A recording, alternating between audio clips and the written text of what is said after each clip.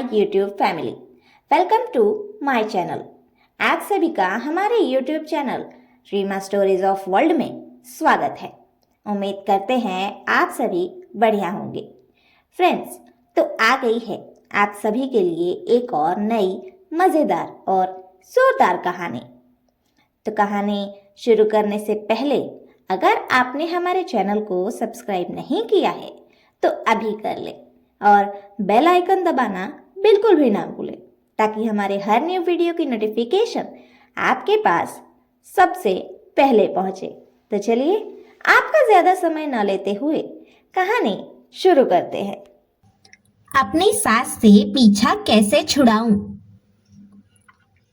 ये कहानी है रीना और रीमा की।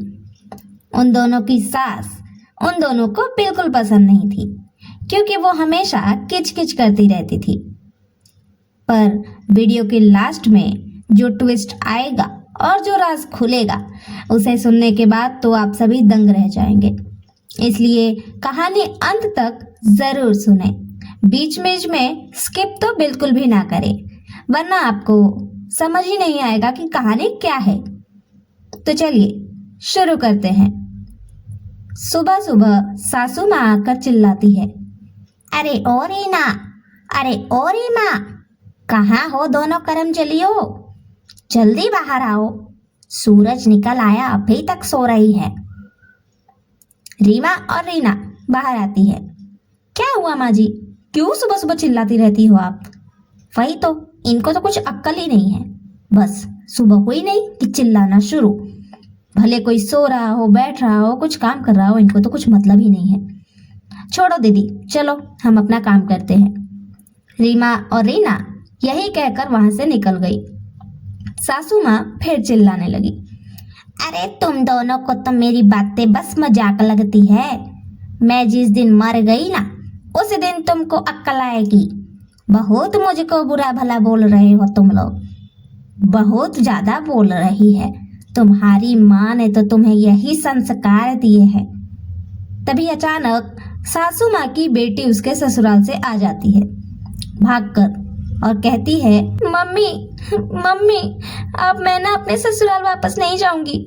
मैं मेरी सास के साथ नहीं रहूंगी, वो बहुत चिल्लाती है मेरे ऊपर। तभी सासू माँ कहती है, अरे बेटा मत जाना बेटा, कोई बात नहीं, तुम हमारे साथ रहो, मेरे घर पर रहो। ये भी तो तेरा ही घर है ना बेटा। तेरी सास तो है ही करमजली, हमेशा चिल्लाती रहती है। अच्छा, तो माँ जी आप क्या हमेशा हम पर फूल बरसाती है? रीमा ने कहा। तभी रीना कहती है, हाँ बिल्कुल, ये तो हम पर हमेशा फूल ही बरसाती रहती है। खुद की बेटी को सास ने डांटा तो बेटी घर छोड़कर यहाँ आ गई। अपनी बेटी को डांटने की बजाय अभी भी देखना ये हम पर ही चिल्लाएगी। हाँ तो चिल्लाऊं नहीं क्या? तुम दोनों जाओ अपना काम करो। करमजलियो, जब देखो तब मेरी बेटी के पीछे ही पड़े रह जाते हो। क्या दुश्मनी है तुम दोनों को मेरी बिटिया से? चल बिटिया चल, मैं तुझे कुछ खिला देती हूँ, चल। हाँ मम्मी चलिए, भूख लगी है, कल रात से उस बुड्ढी ने मुझे खाना भी नहीं दिया।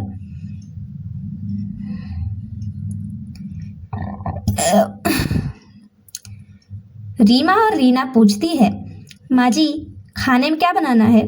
आज मेरा मन है कि शाही पनीर और साथ में पकौड़े कचौड़ियाँ ये सब बना दूँ। बहुत मन है खाने का, कितने दिन हो गए खाए हुए। अच्छा, तो अब घर में तुम्हारी मर्जी से खाना बनेगा? मैं क्या मर गई हूँ? मैं जो बोलूँगी वही बनेगा, मेरी बेटी की पसंद का बनेगा। जा बेटा किचन में, बैठ जा कुर्सी लेके और बता अपनी भाभीयों को, दोनों बना देंगी जो तुझे खाना होगा। ठीक है मम्मी, मैं जाती हूँ। हाँ, आई बड़ी महारानी। ननद रानी, आप बैठिए कुर्सी पर और हमें हुक्म करिए कि हम क्या बना दें आप लोगों के लिए, आपकी और आपकी माता श्री के लिए। बोलो क्या बनाना है? रीमा और रीना गुस्सा होके बोली।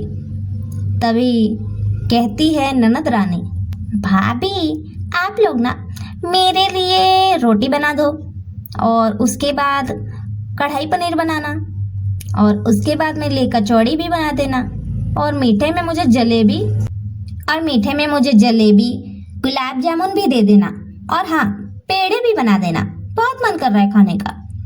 इसके बाद दोनों बहुएं जाकर खाना पकाने लगती है। तभी फिर से किचन में सासू माँ की एंट्री होती है। क्या कर रही हो करम जलियो, खाना नहीं बना अब तक? एक रोटी सब्जी बनाने में इतना समय? रीना कहती है, ओ माँ जी, आपकी बेटी ने सिर्फ रोटी सब्जी नहीं कहा, कढ़ाई पनीर जलेबी मखाना ये वो ये न जाने कितनी सारी डिशेस बताई है रीमा दीदी को। अब आप तो चुप ही रहिए, हम लोग बना रहे हैं ना, और अगर ज्यादा जल्दी है ना तो आकर खुद ही बनाकर खा लीजिए। सासू माँ फिर उसे गाली देने लगती है। ये तो है ही करम जली, इस करम जली को तो जितना समझा लो उतना दिमाग खराब करती है। रीमा जल्दी जल्दी बना बेटा, हाथ चला। रीमा कहती है, अरे वाह माँ जी, आज आपने मुझे बेटा कह दिया। शादी करके जब से इस घर में आई हूँ तब से आज दूसरी बारी आपने मुझे बेटा कहा है, वो भी 5 सालों में। आपकी बेटी आई तो आपके मुंह से मेरे लिए बेटा निकल गया, और ऐसे बाकी दिन तो मुझे कुछ कहते ही नहीं हो आप। मुझसे क्या आपको प्यार व्यार नहीं है? सास बोली, अरे करम जली, मेरे से प्यार की उम्मीद मत कर, चुपचाप तो खाना बना दे, समझी ना, क्योंकि मेरी बेटिया को भूख लगी है, जल्दी बना, उसको खाना खिलाना है।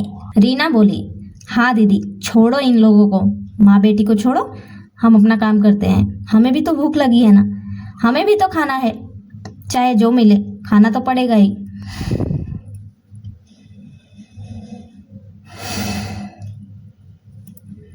दोनों खाना बनाकर लाकर परोस देती है। गलती से पनीर की सब्जी में नमक थोड़ा सा कम हो जाता है तो रीमा कहती है, मैं अभी नमक लेकर आती हूँ। ननद रानी तमाशा करती है, देखा मम्मी, आपकी बहू ने मुझे कम नमक वाला खाना दिया है, आप इनको समझाते क्यों नहीं, डांटते क्यों नहीं? तभी अचानक ननद रानी की सास टपक पड़ती है और दोनों समधनों में लड़ाई छिड़ जाती है। क्या बुड्ढी, तू यहाँ पर क्यों आ गई? मेरी बेटी तेरे से परेशान होकर मेरा घर पर आ गई, तेरा घर छोड़ के, और तू यहाँ आ गई है मेरी बेटी को परेशान करने के लिए। चल निकल यहाँ से, सासू माँ बोलती है। उसके बाद ननद रानी की सासू माँ भी बोलती है, अच्छा तो अब तुम्हारी बेटी मुझे मार के यहाँ भाग आए और मैं तुम्हें आकर बताऊं भी नहीं? वाह वाह वाह वाह, क्या हो तुम, जब माँ ऐसी है तो बेटी कैसी होगी? अरे तुम्हारी बहू तो बहुत अच्छी है कि तुम्हारे सामने इतने साल से सह रही है, और तुम हो कि अपनी बेटी को समझाती नहीं। चलो मैं तो जाती हूँ, लेकिन याद रखना तुम्हारी बेटी तुम्हें पछतावे का मौका देगी। हाँ हाँ जाओ जाओ। हाँ हाँ जाओ जाओ, मेरी बेटी मुझे पछताने का मौका देगी कि क्या मौका देगी वो मैं देख लूंगी। चल हट बुढ़िया, चल हट बुढ़िया। ऐसे ऐसे बोलकर दोनों ही एक दूसरे को हटाकर वहां से चली जाती है। रीमा और रीना परेशान हो जाती है। रोज सुबह सुबह वही किचकिच, रोज दोपहर में खाने के लिए किचकिच। घर में कभी भी दोनों बहुओं की पसंद का खाना नहीं बनता था। रीमा और रीना परेशान हो जाती है। एक दिन मार्केट से आते वक्त रीमा और रीना बात कर रही थी। क्या रीमा दीदी, हम लोगों को ही इतनी बुरी किस्मत क्यों मिली? ऐसी फालतू बिना दिमाग वाली सास क्यों मिल गई, जिसको सारी दुनिया भर की गलतियां सिर्फ हम दोनों में ही नजर आती है? रीमा कहती है, छोड़ना छोटी, जाने दे, होता है, बुढ़ी हो गई है ना, सठिया गई है, अब उन पर ध्यान दें कि हम अपने काम पर ध्यान दें। छोड़ बुढ़ी को, चल अपना काम करते हैं। तभी एक साधु बाबा उनसे टकराता है,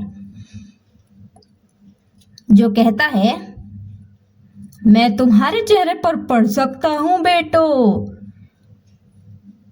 तुम दोनों की सास से परेशानी है ना? दोनों मुंडे हिलाकर हाँ कहती है। तब बाबा कहता है, चलो मेरे साथ, देता हूं एक भभूत, मिल जाएगा तुम्हें सबूत, छोड़ देगा तुम्हारी सास को भूत। रीमा रीना कहती है, क्या भूत? हाँ भूत, पर कैसा भूत? हाँ कैसा भूत बताइए बाबा।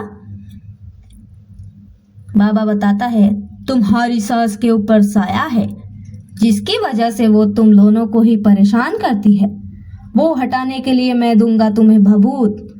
वो अपनी सास को खाने में मिला कर दे देना, उसके बाद तुम्हें मिल जाएगा सबूत कि हाँ सच में उनके ऊपर वो है ही है। दोनों बहुएं ऐसा ही करती है, जाती है और जाकर खाने में वो भभूत मिलाकर उन्हें दे देती है। खाने के बाद सासू माँ को चक्कर आता है और वो बेहोश हो जाती है। दोनों बहू परेशान हो गई। तभी अचानक से सासू माँ उठती है।